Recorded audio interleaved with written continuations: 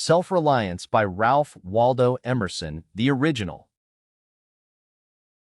Ne te quisiverisse extra. Man is his own star, and the soul that can render an honest and a perfect man commands all light, all influence, all fate. Nothing to him falls early or too late. Our acts, our angels are, or good or ill, our fatal shadows that walk by us still. Cast the bantling on the rocks, suckle him with the she-wolf's teat, wintered with the hawk and fox, power and speed be hands and feet. I read the other day some verses written by an eminent painter which were original and not conventional. The soul always hears an admonition in such lines, let the subject be what it may. The sentiment they instill is of more value than any thought they may contain. To believe your own thought, to believe that what is true for you in your private heart is true for all men, that is genius. Speak your latent conviction, and it shall be the universal sense, for the inmost in due time becomes the outmost, and our first thought is rendered back to us by the trumpets of the last judgment. Familiar as the voice of the mind is to each, the highest merit we ascribe to Moses, Plato, and Milton is, that they set at naught books and traditions, and spoke not what men, but what they thought. A man should learn to detect and watch that gleam of light which flashes across his mind from within, more than the luster of the firmament of bards and sages. Yet he dismisses without notice his thought because it is his. In every work of genius we recognize our own rejected thoughts. They come back to us with a certain alienated majesty. Great works of art have no more affecting lesson for us than this. They teach us to abide by our spontaneous impression with good-humored inflexibility than most when the whole cry of voices is on the other side. Else, tomorrow, a stranger will say with masterly good sense precisely what we have thought and felt all the time, and we shall be forced to take with shame our own opinion from another. There is a time in every man's education when he arrives at the conviction that envy is ignorance, that imitation is suicide, that he must take himself for better, for worse, as his portion, that though the wide universe is full of good, no kernel of nourishing corn can come to him, but through his toil bestowed on that plot of ground which is given to him to till. The power which resides in him is new in nature, and none but he knows what that is which he can do, nor does he know until he has tried. Not for nothing, one face, one character, one fact, makes much impression on him, and another none. This sculpture in the memory is not without pre-established harmony. The eye was placed where one ray should fall, that it might testify of that particular ray. We but half express ourselves, and are ashamed of that divine idea which each of us represents. It may be safely trusted as proportionate and of good issues, so it be faithfully imparted, but God will not have his work made manifest by cowards. A man is relieved and gay when he has put his heart into his work and done his best, but what he has said or done otherwise shall give him no peace. It is a deliverance which does not deliver. In the attempt, his genius deserts him. No muse befriends, no invention, no hope. Trust thyself. Every heart vibrates to that iron string. Accept the place the divine providence has found for you, the society of your contemporaries, the connection of events. Great men have always done so, and confided themselves childlike to the genius of their age, betraying their perception that the absolutely trustworthy was seated at their heart, working through their hands, predominating in all their being. And we are now men, and must accept in the highest mind the same transcendent destiny. And not minors and invalids in a protected corner, not cowards fleeing before a revolution, but guides, redeemers, and benefactors, obeying the almighty effort and advancing on chaos and the dark. What pretty oracles nature yields us on this text, in the face and behavior of children, babes, and even brutes. That divided and rebel mind, that distrust of a sentiment, because our arithmetic has computed the strength and means opposed to our purpose, these have not. Their mind being whole, their eye is as yet unconquered, and when we look in their faces, we are disconcerted. Infancy conforms to nobody, all conform to it, so that one babe commonly makes 4 or 5 out of the adults who prattle and play to it. So God has armed youth and puberty and manhood no less with its own piquancy and charm, and made it enviable and gracious and its claims not to be put by, if it will stand by itself. Do not think the youth has no force, because he cannot speak to you and me. Hark! In the next room, his voice is sufficiently clear and emphatic. It seems he knows how to speak to his contemporaries. Bashful or bold, then, he will know how to make us seniors very unnecessary. The nonchalance of boys who are sure of a dinner and would disdain as much as a lord to do or say aught to conciliate one is the healthy attitude of human nature. A boy is in the parlor what the pit is in the playhouse.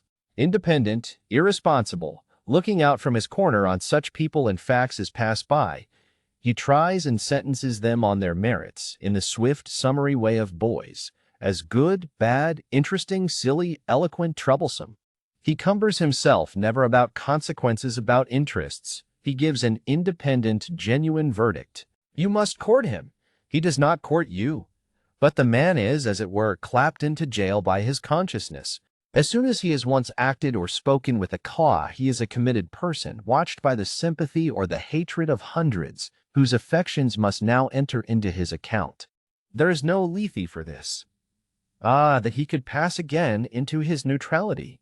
Who can thus avoid all pledges, and having observed, observe again from the same unaffected, unbiased, unbribable, unaffrighted innocence, must always be formidable.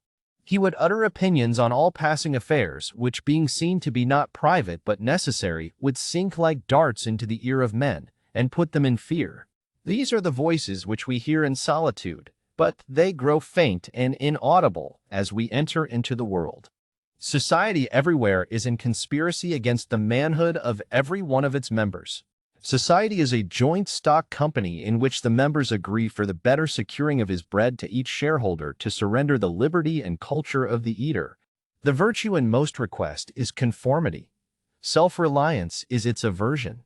It loves not realities and creators, but names and customs. Whoso would be a man must be a nonconformist. He who would gather immortal palms must not be hindered by the name of goodness, but must explore if it be goodness. Nothing is at last sacred but the integrity of your own mind. Absolve you to yourself, and you shall have the suffrage of the world.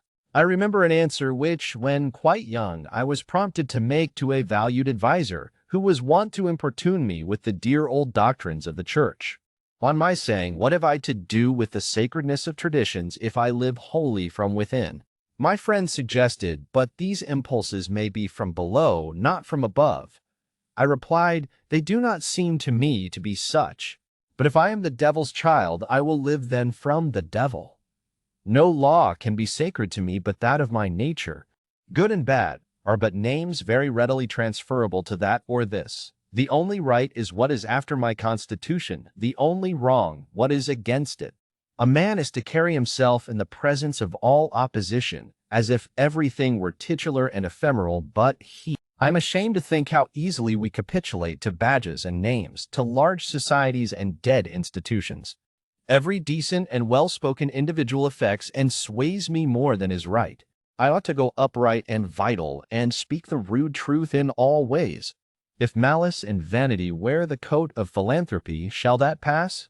If an angry bigot assumes this bountiful cause of abolition, and comes to me with his last news from Barbados, why should I not say to him, "Go love thy infant, love thy woodchopper. Be good-natured and modest, have that grace, and never varnish your hard, uncharitable ambition with this incredible tenderness for black folk 1,000 miles off. Thy love afar is spited home." Rough and graceless would be such greeting, but truth is handsomer than the affectation of love. Your goodness must have some edge to it, else it is none. The doctrine of hatred must be preached as the counteraction of the doctrine of love, when that pules and whines. I shun father and mother and wife and brother when my genius calls me. I would write on the lintels of the doorpost, whim. I hope it is somewhat better than whim at last, but we cannot spend the day in explanation. Expect me not to show 'cause why I seek or why I exclude company. Then, again, do not tell me, as a good man did today, of my obligation to put all poor men in good situations. Are they my poor? I tell thee, thou foolish philanthropist, that I grudge the dollar, the dime, the cent I give to such men as do not belong to me and to whom I do not belong. There is a class of persons to whom by all spiritual affinity I am bought and sold. For them I will go to prison if need be. But your miscellaneous popular charities, the education at College of Fools, the building of meeting houses to the vain end to which many now stand, alms to sots, and the thousandfold relief societies, though I confess with shame I sometimes succumb and give the dollar, it is a wicked dollar which by and by I shall have the manhood to withhold. Virtues are, in the popular estimate, rather the exception than the rule. There is the man and his virtues. Men do what is called a good action as some piece of courage or charity, much as they would pay a fine in expiation of daily non-appearance on parade. Their works are done as an apology or extenuation of their living in the world, as invalids and the insane pay a high board. Their virtues are penances. I do not wish to expiate, but to live. My life is for itself, and not for a spectacle. I much prefer that it should be of a lower strain, so it be genuine and equal, than that it should be glittering and unsteady. I wish it to be sound and sweet, and not to need diet and bleeding. I ask primary evidence that you are a man, and refuse this appeal from the man to his actions. I know that for myself it makes no difference whether I do or forbear those actions which are reckoned excellent. I cannot consent to pay for a privilege where I have intrinsic right.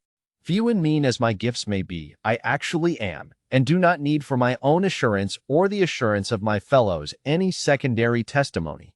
What I must do is all that concerns me, not what the people think. This rule, equally arduous in actual and in intellectual life, may serve for the whole distinction between greatness and meanness.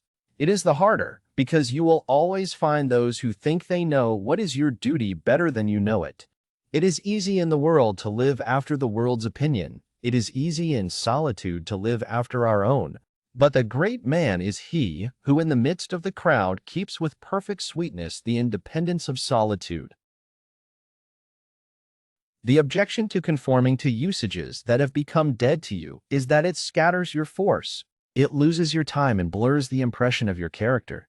If you maintain a dead church, contribute to a dead Bible society, vote with a great party either for the government or against it, spread your table like base housekeepers under all these screens, I have difficulty to detect the precise man you are. And of course, so much force is withdrawn from your proper life. But do your work and I shall know you. Do your work and you shall reinforce yourself. A man must consider what a blind man's buff is this game of conformity. If I know your sect, I anticipate your argument. I hear a preacher announce for his text and topic the expediency of one of the institutions of his church. Do I not know beforehand that not possibly can he say a new and spontaneous word? Do I not know that with all this ostentation of examining the grounds of the institution, he will do no such thing? Do I not know that he is pledged to himself not to look but at one side, the permitted side, not as a man, but as a parish minister? He is a retained attorney, and these airs of the bench are the emptiest affectation. Well, most men have bound their eyes with one or another handkerchief, and attached themselves to some one of these communities of opinion. This conformity makes them not false in a few particulars, authors of a few lies, but false in all particulars. Their every truth is not quite true. Their two is not the real two, therefore not the real four, so that every word they say chagrins us, and we know not where to begin to set them right. Meantime, nature is not slow to equip us in the prison uniform of the party to which we adhere. We come to wear one cut of face and figure, and acquire by degrees the gentlest asinine expression. There is a mortifying experience in particular which does not fail to wreak itself also in the general history. I mean the foolish face of praise, the forced smile which we put on in company where we do not feel at ease and answer to conversation which does not interest us. The muscles, not spontaneously moved but moved by a low usurping willfulness, grow tight about the outline of the face with the most disagreeable sensation. For nonconformity the world whips you with its displeasure, and therefore a man must know how to estimate a sour face. The bystanders look askance on him in the public street or in the friend's parlor. If this aversation had its origin in contempt and resistance like his own, he might well go home with a sad countenance. But the sour faces of the multitude, like their sweet faces, have no deep cause, but are put on and off as the wind blows and a newspaper directs. Yet is the discontent of the multitude more formidable than that of the Senate and the college. It is easy enough for a firm man who knows the world to brook the rage of the cultivated classes. Their rage is decorous and prudent, for they are timid as being very vulnerable themselves. But when to their feminine rage the indignation of the people is added, when the ignorant and the poor are aroused, when the unintelligent brute force that lies at the bottom of society is made to growl and mow, it needs the habit of magnanimity and religion to treat it godlike as a trifle of no concernment. The other terror that scares us from self-trust is our consistency, a reverence for our past act or word, because the eyes of others have no other data for computing our orbit than our past acts, and we are loath to disappoint them. But why should you keep your head over your shoulder? Why drag about this corpse of your memory lest you contradict somewhat you have stated in this or that public place? Suppose you should contradict yourself, what then? It seems to be a rule of wisdom never to rely on your memory alone, scarcely even in acts of pure memory, but to bring the past for judgment into the thousand-eyed present and live ever in a new day. In your metaphysics you have denied personality to the deity, yet when the devout motions of the soul come, yield to them heart and life, though they should clothe God with shape and color. Leave your theory, as Joseph his coat in the hand of the harlot, and flee. A foolish consistency is the hobgoblin of little minds, adored by little statesmen and philosophers and divines. With consistency, a great soul has simply nothing to do. He may as well concern himself with the shadow on the wall. Speak what you think now in hard words, and tomorrow speak what tomorrow thinks in hard words again, though it contradict everything you said today. Ah, so you shall be sure to be misunderstood. Is it so bad, then, to be misunderstood? Pythagoras was misunderstood, and Socrates, and Jesus, and Luther, and Copernicus, and Galileo, and Newton, and every pure and wise spirit that ever took flesh. To be great is to be misunderstood. I suppose no man can violate his nature. All the sallies of his will are rounded in by the law of his being, as the inequalities of Andes and Himalaya are insignificant in the curve of the sphere. Nor does it matter how you gauge and try him. A character is like an acrostic or Alexandrian stanza. Read it forward, backward, or across, it still spells the same thing. In this pleasing, contrite wood life which God allows me, let me record day by day my honest thought without prospect or retrospect, and I cannot doubt it will be found symmetrical, though I mean it not, and see it not. My book should smell of pines and resound with the hum of insects. The swallow over my window should interweave that thread or straw he carries in his bill into my web also. We pass for what we are. Character teaches above our wills. Men imagine that they communicate their virtue or vice only by overt actions, and do not see that virtue or vice emit a breath every moment. There will be an agreement in whatever variety of actions, so they be each honest and natural in their hour. For of one will, the actions will be harmonious, however unlike they seem. These varieties are lost sight of at a little distance, at a little height of thought. One tendency unites them all. The voyage of the best ship is a zigzag line of 100 tacks. See the line from a sufficient distance, and it straightens itself to the average tendency. Your genuine action will explain itself, and will explain your other genuine actions. Your conformity explains nothing. Act singly, and what you have already done singly will justify you now. Greatness appeals to the future. If I can be firm enough today to do right and scorn eyes, I must have done so much right before as to defend me now. Be it how it will, do right now. Always scorn appearances, and you always may. The force of character is cumulative. All the foregone days of virtue work their health into this. What makes the majesty of the heroes of the Senate in the field which so fills the imagination? The consciousness of a train of great days and victories behind. They shed a united light on the advancing actor. He is attended as by a visible escort of angels. That is it which throws thunder into Chatham's voice, and dignity into Washington's port, and America into Adams's eye. Honor is venerable to us because it is no ephemeris. It is always ancient virtue. We worship it today because it is not of today. We love it and pay it homage because it is not a trap for our love and homage, but is self-dependent, self-derived, and therefore of an old immaculate pedigree, even if shown in a young person. I hope in these days we have heard the last of conformity and consistency. Let the words be gazetted and ridiculous henceforward. Instead of the gong for dinner, let us hear a whistle from the Spartan fife. Let us never bow and apologize more. A great man is coming to eat at my house. I do not wish to please him. I wish that he should wish to please me. I will stand here for humanity, and though I would make it kind, I would make it true. Let us affront and reprimand the smooth mediocrity and squalid contentment of the times, and hurl in the face of custom and trade and office the fact which is the upshot of all history, that there is a great responsible thinker and actor working wherever a man works, that a true man belongs to no other time or place, but is the center of things. Where he is, there is nature. He measures you and all men and all events. Ordinarily, everybody in society reminds us of somewhat else or of some other person. Character, reality, reminds you of nothing else. It takes place of the whole creation. The man must be so much that he must make all circumstances indifferent. Every true man is a cause, a country, and an age, requires infinite spaces and numbers and time fully to accomplish his design, and posterity seem to follow his steps as a train of clients. A man Caesar is born, and for ages after we have a Roman Empire. Christ is born, and millions of minds so grow and cleave to his genius that he is confounded with virtue and the possible of man.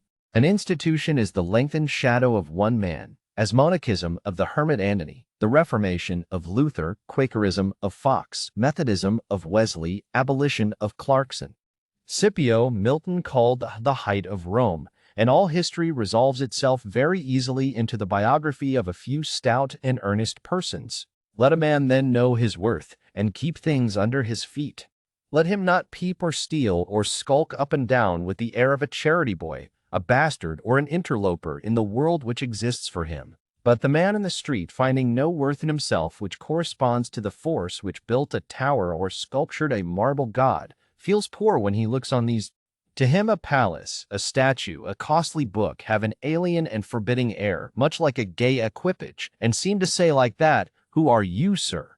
Yet they all are his, suitors for his notice, petitioners to his faculties, that they will come out and take possession. The picture waits for my verdict. It is not to command me, but I am to settle its claims to praise. That popular fable of the sot who was picked up dead drunk in the street, carried to the Duke's house, washed and dressed and laid in the Duke's bed, and, on his waking, treated with all obsequious ceremony like the Duke, and assured that he had been insane, owes its popularity to the fact that it symbolizes so well the state of man, who is in the world a sort of sot, but now and then wakes up, exercises his reason, and finds himself ouds and renanoids himself. Our reading is mendicant and sycophantic. In history, our imagination plays us false.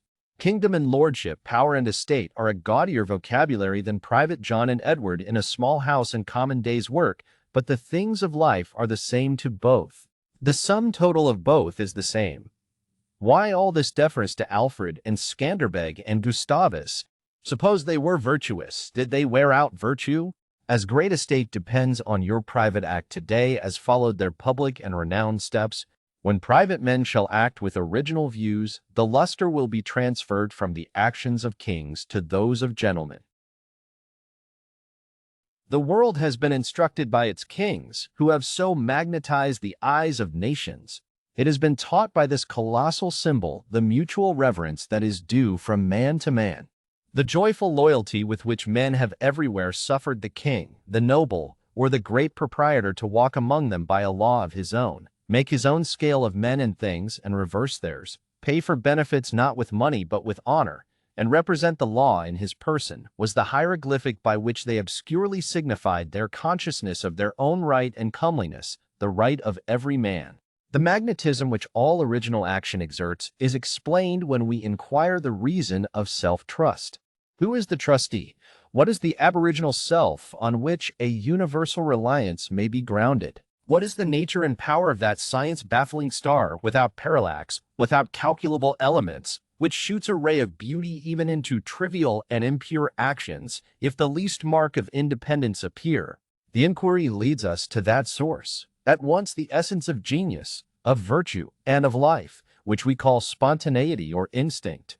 We denote this primary wisdom as intuition, whilst all later teachings are tuitions.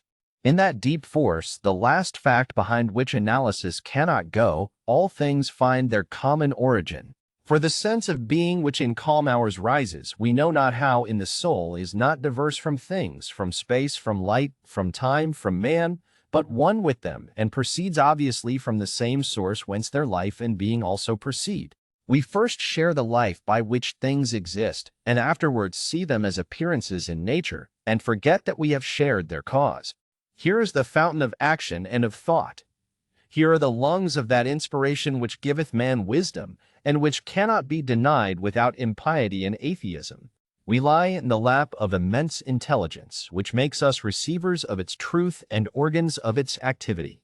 When we discern justice, when we discern truth, we do nothing of ourselves, but allow a passage to its beams. If we ask whence this comes, if we seek to pry into the soul that causes, all philosophy is at fault. Its presence or its absence is all we can affirm. Every man discriminates between the voluntary acts of his mind and his involuntary perceptions, and knows that to his involuntary perceptions a perfect faith is due.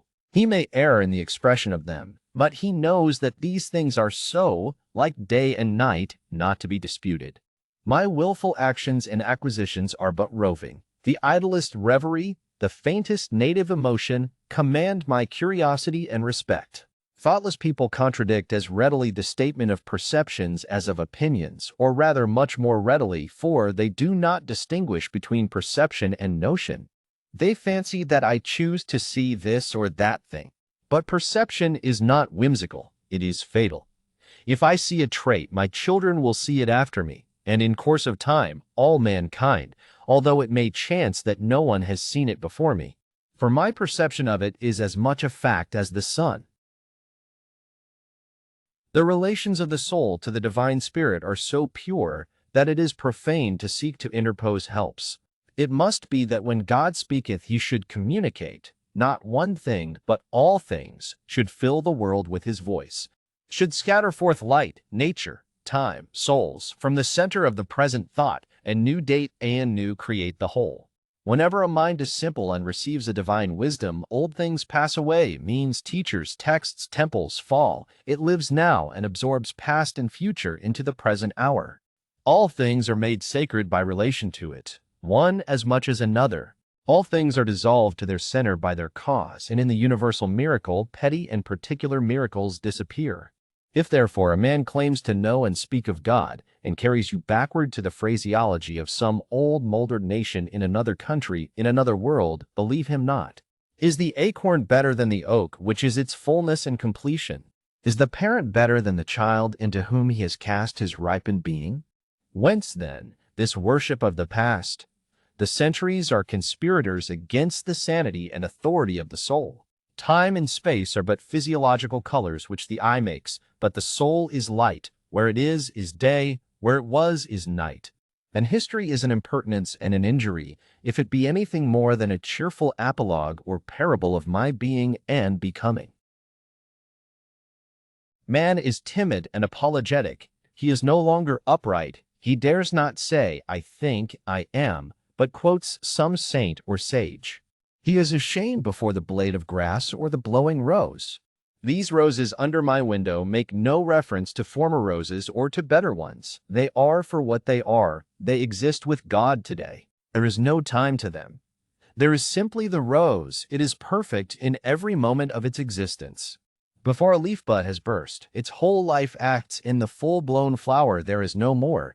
In the leafless root there is no less. Its nature is satisfied, and it satisfies nature in all moments alike. But man postpones or remembers. He does not live in the present, but with a reverted eye laments the past, or heedless of the riches that surround him, stands on tiptoe to foresee the future. He cannot be happy and strong until he too lives with nature in the present, above time. This should be plain enough. Yet see what strong intellects dare not yet hear God himself, unless he speak the phraseology of I know not what David, or Jeremiah, or Paul. We shall not always set so great a price on a few texts, on a few lives. We are like children who repeat by rote the sentences of granddames and tutors, and as they grow older, of the men and talents and characters they chance to see, painfully recollecting the exact words they spoke. Afterwards, when they come into the point of view which those had who uttered those saying, they understand them, and are willing to let the words go, for at any time they can use words as good when occasion comes. If we live truly, we shall see truly. It is as easy for the strong man to be strong as it is for the weak to be weak. When we have new perception, we shall gladly disburden the memory of its hoarded treasures as old rubbish. When a man lives with God, his voice shall be as sweet as the murmur of the brook and the rustle of the corn. And now at last the highest truth on this subject remains unsaid, probably cannot be said, for all that we say is the far-off remembering of the intuition. That thought, by what I can now nearest approach to say it, is this: when good is near you, when you have life in yourself, it is not by any known or accustomed way. You shall not discern the footprints of any other. You shall not see the face of man. You shall not hear any name. The way, the thought, the good shall be wholly strange and new. It shall exclude example and experience. You take the way from man, not to man. All persons that ever existed are its forgotten ministers. Fear and hope are alike beneath it. There is somewhat low, even in hope. In the hour of vision, there is nothing that can be called gratitude, nor properly joy. The soul raised over passion beholds identity and eternal causation, perceives the self-existence of truth and right, and calms itself with knowing that all things go well. Vast spaces of nature, the Atlantic Ocean, the South Sea, long intervals of time, years, centuries, are of no account. This which I think and feel underlay every former state of life and circumstances, as it does underlie my present and what is called life and what is called death. Life only avails, not the having lived. Power ceases in the instant of repose. It resides in the moment of transition from a past to a new state, in the shooting of the gulf, in the darting to an aim. This one fact the world hates, that the soul becomes, for that forever degrades the past, turns all riches to poverty, all reputation to shame, confounds the saint with the rogue, shoves Jesus and Judas equally aside. Why, then, do we prate of self-reliance? Inasmuch as the soul is present, there will be power not confident but agent. To talk of reliance is a poor external way of speaking. Speak rather of that which relies, because it works and is. Who has more obedience than I masters me, though he should not raise his finger? Round him I must revolve by the gravitation of spirits. We fancy it rhetoric when we speak of eminent virtue. We do not yet see that virtue is height, and that a man or a company of men, plastic and permeable to principles, by the law of nature must overpower and ride all cities, nations, kings, rich men, poets, who are not. This is the ultimate fact which we so quickly reach on this, as on every topic, the resolution of all into the ever-blessed One. Self-existence is the attribute of the supreme cause, and it constitutes the measure of good by the degree in which it enters into all lower forms. All things real are so by so much virtue as they contain.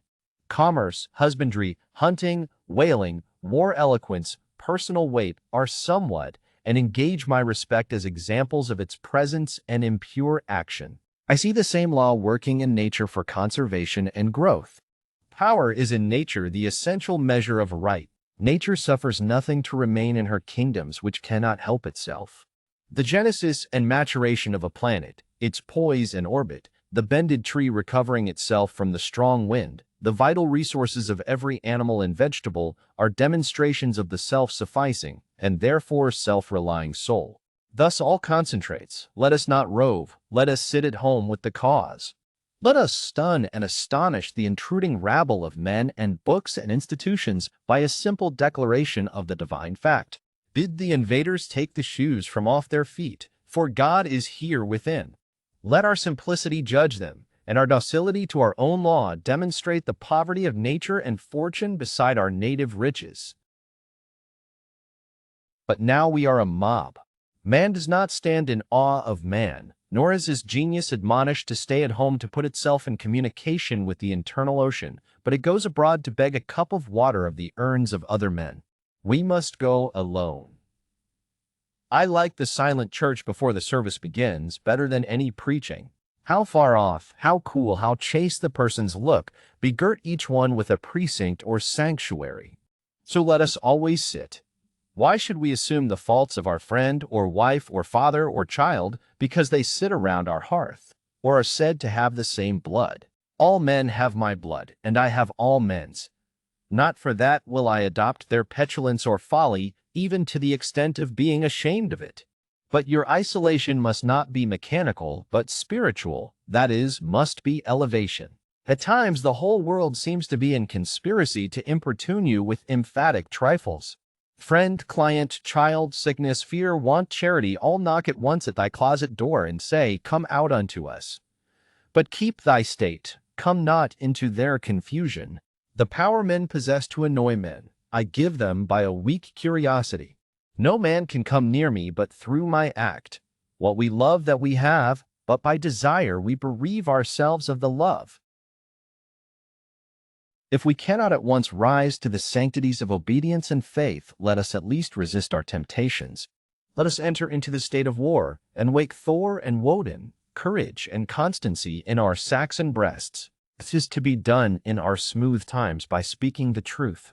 Check this lying hospitality and lying affection. Live no longer to the expectation of these deceived and deceiving people with whom we converse. Say to them, O father, O mother, O wife, O brother, O friend, I have lived with you after appearances hitherto. Henceforward I am the truth's. Be it known unto you that henceforward I obey no law less than the eternal law. I will have no covenants but proximities. I shall endeavor to nourish my parents, to support my family, to be the chaste husband of one wife, but these relations I must fill after a new and unprecedented way. I appeal from your customs. I must be myself. I cannot break myself any longer for you or you. If you can love me for what I am, we shall be the happier. If you cannot, I will still seek to deserve that you should. I will not hide my tastes or aversions. I will so trust that what is deep is holy that I will do strongly before the sun and moon whatever inly rejoices me, and the heart appoints. If you are noble, I will love you. If you are not, I will not hurt you and myself by hypocritical attentions. If you are true but not in the same truth with me, cleave to your companions. I will seek my own. I do this not selfishly, but humbly and truly. It is alike your interest and mine and all men's, however long we have dwelt in lies, to live in truth. Does this sound harsh today? You will soon love what is dictated by your nature as well as mine, and if we follow the truth, it will bring us out safe at last. But so may you give these friends pain. Yes, but I cannot sell my liberty and my power to save their sensibility. Besides, all persons have their moments of reason. When they look out into the region of absolute truth, then will they justify me, and do the same thing. The populace think that your rejection of popular standards is a rejection of all standard and mere antinomianism, and the bold sensualist will use the name of philosophy to gild his crimes. But the law of consciousness abides. There are two confessionals in one or the other of which we must be shriven. You may fulfill your round of duties by clearing yourself in the direct or in the reflex way. Consider whether you have satisfied your relations to father, mother, cousin, neighbor, town, cat, and dog, whether any of these can upbraid you. But I may also neglect this reflex standard and absolve me to myself. I have my own stern claims in perfect circle. It denies the name of duty to many offices that are called duties. But if I can discharge its debts, it enables me to dispense with the popular code. If anyone imagines that this law is lax, let him keep its commandment one day. And truly it demands something godlike in him who has cast off the common motives of humanity and has ventured to trust himself for a taskmaster. High be his heart, faithful his will, clear his sight, that he may in good earnest be doctrine, society, law to himself, that a simple purpose may be to him as strong as iron necessity is to others. If any man consider the present aspects of what is called by distinction society, he will see the need of these ethics. The sinew and heart of man seem to be drawn out, and we are become timorous, desponding whimperers. We are afraid of truth, afraid of fortune, afraid of death, and afraid of each other. Our age yields no great and perfect persons. We want men and women who shall renovate life and our social state, but we see that most natures are insolvent, cannot satisfy their own wants, have an ambition out of all proportion to their practical force, and do lean and beg day and night continually. Our housekeeping is mendicant. Our arts, our occupations, our marriages, our religion, we have not chosen, but society has chosen for us. We are parlor soldiers. We shun the rugged battle of fate where strength is born. If our young men miscarry in their first enterprises, they lose all heart. If the young merchant fails, men say he is ruined. If the finest genius studies at one of our colleges and is not installed in an office within 1 year afterwards in the cities or suburbs of Boston or New York, it seems to his friends and to himself that he is right in being disheartened and in complaining the rest of his life. A sturdy lad from New Hampshire or Vermont, who in turn tries all the professions, who teams it, farms it, peddles, keeps a school, preaches, edits a newspaper, goes to Congress, buys a township, and so forth in successive years, and always like a cat falls on his feet, is worth 100 of these city dolls. He walks abreast with his days and feels no shame in not studying a profession, for he does not postpone his life, but lives already. He has not one chance, but 100 chances. Let a Stoic open the resources of man and tell men they are not leaning willows, but can and must detach themselves, that with the exercise of self-trust, new powers shall appear. That a man is the Word made flesh, born to shed healing to the nations, that he should be ashamed of our compassion, and that the moment he acts from himself, tossing the laws, the books, idolatries, and customs out of the window, we pity him no more, but thank and revere him, and that teachers shall restore the life of man to splendor, and make his name dear to all history. It is easy to see that a greater self-reliance must work a revolution in all the offices and relations of men, in their religion, in their education, in their pursuits, their modes of living, their association, in their property, and their speculative views. 1. In what prayers do men allow themselves? That which they call a holy office is not so much as brave and manly. Prayer looks abroad and asks for some foreign addition to come through some foreign virtue, and loses itself in endless mazes of natural and supernatural and mediatorial and miraculous. Prayer that craves a particular commodity, anything less than all good, is vicious. Prayer is the contemplation of the facts of life from the highest point of view. It is the soliloquy of a beholding and jubilant soul. It is the Spirit of God pronouncing his works good. But prayer as a means to effect a private end is meanness and theft. It supposes dualism and not unity in nature and consciousness. As soon as the man is at one with God, he will not beg. He will then see prayer in all action. The prayer of the farmer kneeling in his field to weed it, the prayer of the rower kneeling with the stroke of his oar, are true prayers heard throughout nature, though for cheap ends. Caratak, in Fletcher's Bon Duca, when admonished to inquire the mind of the God audate, replies, his hidden meaning lies in our endeavors, our valors are our best gods. Another sort of false prayers are our regrets. Discontent is the want of self-reliance, it is infirmity of will. Regret calamities, if you can thereby help the sufferer, if not, attend your own work, and already the evil begins to be repaired. Our sympathy is just as base. We come to them who weep foolishly and sit down and cry for company, instead of imparting to them truth and health in rough electric shocks, putting them once more in communication with their own reason.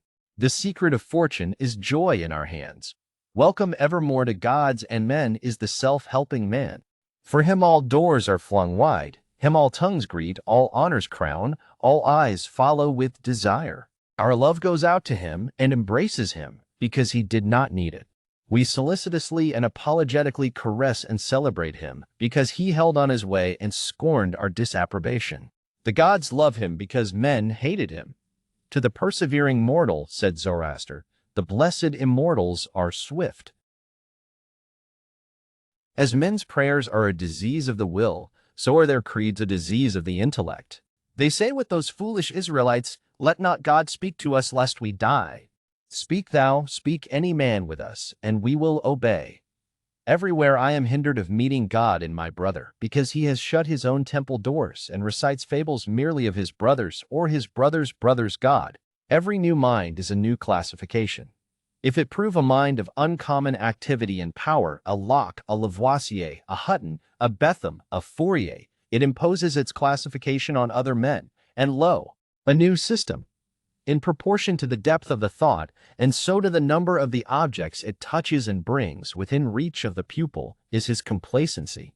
But chiefly is this apparent in creeds and churches, which are also classifications of some powerful mind acting on the elemental thought of duty and man's relation to the highest, such as Calvinism, Quakerism, Swedenborgism. The pupil takes the same delight in subordinating everything to the new terminology as a girl who has just learned botany and seeing a new earth and new seasons thereby. It will happen for a time that the pupil will find his intellectual power has grown by the study of his master's mind.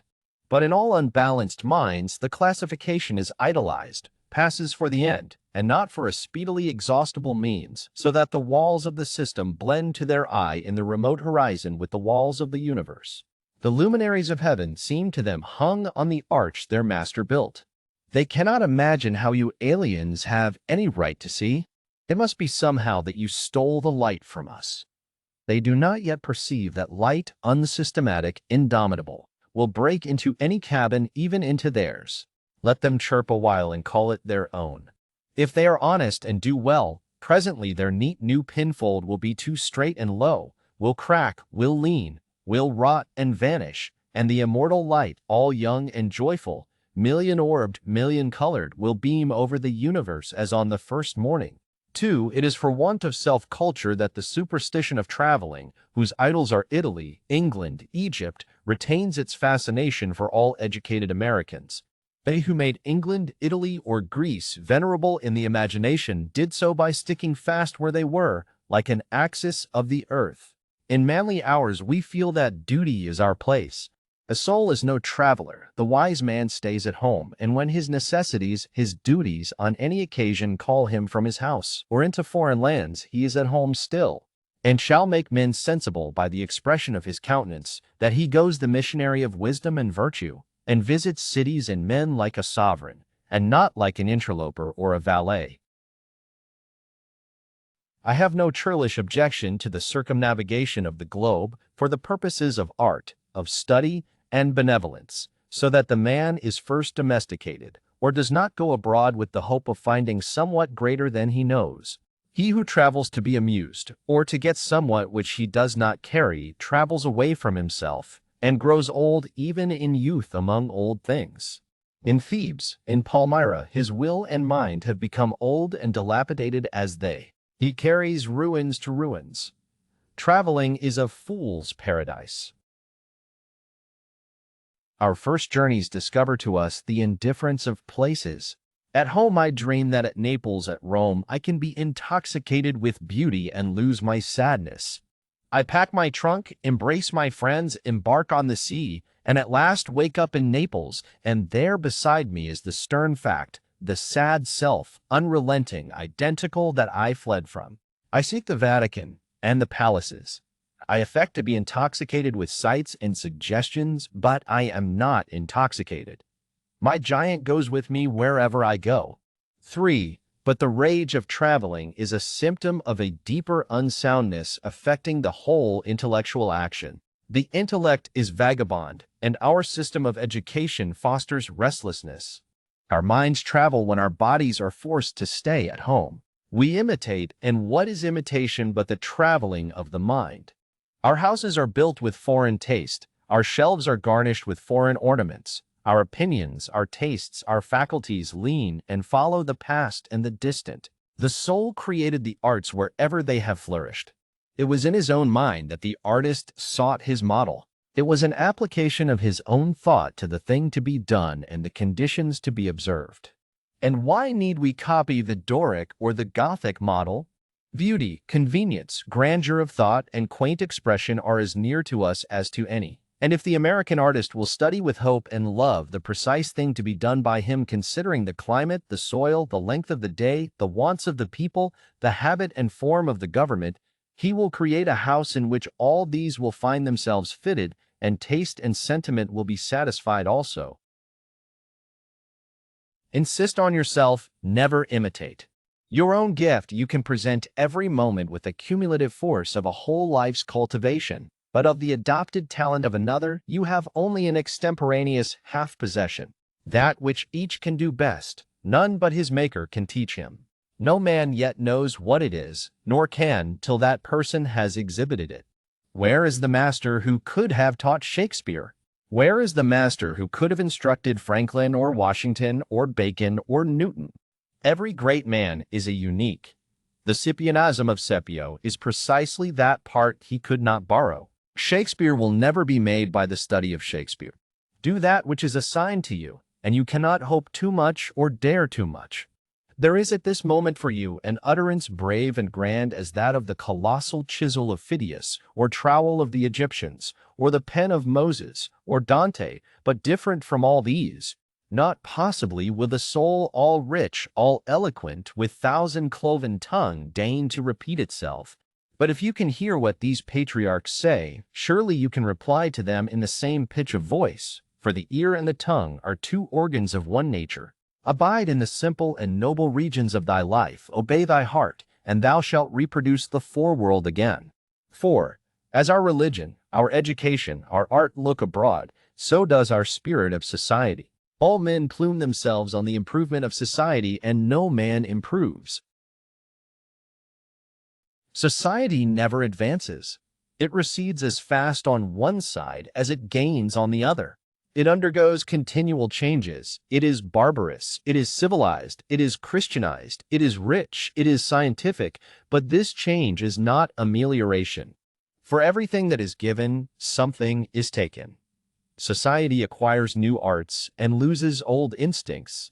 What a contrast between the well-clad, reading, writing, thinking American with a watch, a pencil, and a bill of exchange in his pocket, and the naked New Zealander, whose property is a club, a spear, a mat, and an undivided 20th of a shed to sleep under. But compare the health of the two men, and you shall see that the white man has lost his aboriginal strength. If the traveler tell us truly, strike the savage with a broad axe, and in a day or two the flesh shall unite and heal as if you struck the blow into soft pitch, and the same blow shall send the white to his grave. The civilized man has built a coach, but has lost the use of his feet. He is supported on crutches, but lacks so much support of muscle. He has a fine Geneva watch, but he fails of the skill to tell the hour by the sun. A Greenwich nautical almanac he has, and so being sure of the information when he wants it, the man in the street does not know a star in the sky. The solstice he does not observe, the equinox he knows as little, and the whole bright calendar of the year is without a dial in his mind. His notebooks impair his memory, his libraries overload his wit, the insurance office increases the number of accidents, and it may be a question whether machinery does not encumber. Whether we have not lost by refinement some energy, by a Christianity entrenched in establishments and forms, some vigor of wild virtue. For every Stoic was a Stoic, but in Christendom, where is the Christian? There is no more deviation in the moral standard than in the standard of height or bulk. No greater men are now than ever were. A singular equality may be observed between great men of the first and of the last ages. Nor can all the science, art, religion, and philosophy of the 19th century avail to educate greater men than Plutarch's heroes 3 or 4 and 20 centuries ago. Not in time is the race progressive. Phocion, Socrates, and Anaxagoras Diogenes are great men, but they leave no class.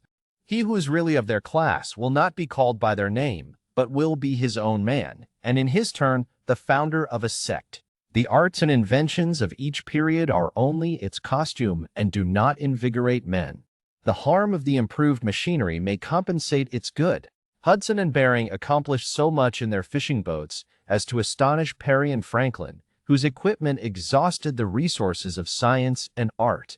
Galileo, with an opera glass, discovered a more splendid series of celestial phenomena than anyone since. Columbus found the New World in an undecked boat. It is curious to see the periodical disuse and perishing of means and machinery which were introduced with loud laudation a few years or centuries before. The great genius returns to essential man. We reckon the improvements of the art of war among the triumphs of science, and yet Napoleon conquered Europe by the bivouac, which consisted of falling back on naked valor and disencumbering it of all aids. The emperor held it impossible to make a perfect army, says Las Casas, without abolishing our arms, magazines, commissaries, and carriages, until, in imitation of the Roman custom, the soldier should receive his supply of corn, grind it in his handmill, and bake his bread himself. Society is a wave. The wave moves onward, but the water of which it is composed does not. The same particle does not rise from the valley to the ridge. Its unity is only phenomenal. The persons who make up a nation today, next year die, and their experience with them. And so the reliance on property, including the reliance on governments which protect it, is the want of self-reliance. Men have looked away from themselves and at things so long that they have come to esteem the religious, learned, and civil institutions as guards of property, and they deprecate assaults on these because they feel them to be assaults on property. They measure their esteem of each other by what each has and not by what each is. But a cultivated man becomes ashamed of his property out of new respect for his nature. Especially he hates what he has if he see that it is accidental, came to him by inheritance or gift or crime, then he feels that it is not having, it does not belong to him, has no root in him, and merely lies there because no revolution or no robber takes it away. But that which a man is does always by necessity acquire, and what the man acquires is living property, which does not wait the beck of rulers or mobs or revolutions or fire or storm or bankruptcies, but perpetually renews itself wherever the man breathes. Thy lot or portion of life, said the Caliph Ali, is seeking after thee. Therefore be at rest from seeking after it. Our dependence on these foreign goods leads us to our slavish respect for numbers. The political parties meet in numerous conventions, the greater the concourse, and with each new uproar of announcement, the delegation from Essex, the Democrats from New Hampshire, the Whigs of Maine, the young patriot feels himself stronger than before by a new thousand of eyes and arms. In like manner the reformers summon conventions and vote and resolve in multitude. Not so, O friends. Will the God deign to enter and inhabit you, but by a method precisely the reverse.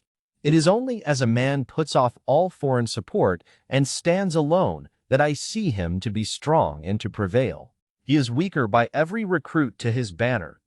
Is not a man better than a town? Ask nothing of men, and in the endless mutation, thou only firm column must presently appear the upholder of all that surrounds thee. He who knows that power is inborn, that he is weak because he has looked for good out of him and elsewhere, and so perceiving, throws himself unhesitatingly on his thought, instantly rights himself, stands in the erect position, commands his limbs, works miracles, just as a man who stands on his feet is stronger than a man who stands on his head. So use all that is called fortune. Most men gamble with her and gain all and lose all as her wheel rolls. But do thou leave as unlawful these winnings, and deal with cause and effect, the chancellors of God. In the will work and acquire, and thou hast chained the wheel of chance, and shalt sit hereafter out of fear from her rotations. A political victory, a rise of rents, the recovery of your sick, or the return of your absent friend, or some other favorable event, raises your spirits, and you think good days are preparing for you. Do not believe it. Nothing can bring you peace but yourself. Nothing can bring you peace but the triumph of principles. To believe your own thought, to believe that what is true for you in your private heart is true for all men, that is genius. In every work of genius, we recognize our own rejected thoughts. They come back to us with a certain alienated majesty. Envy is ignorance, that imitation is suicide.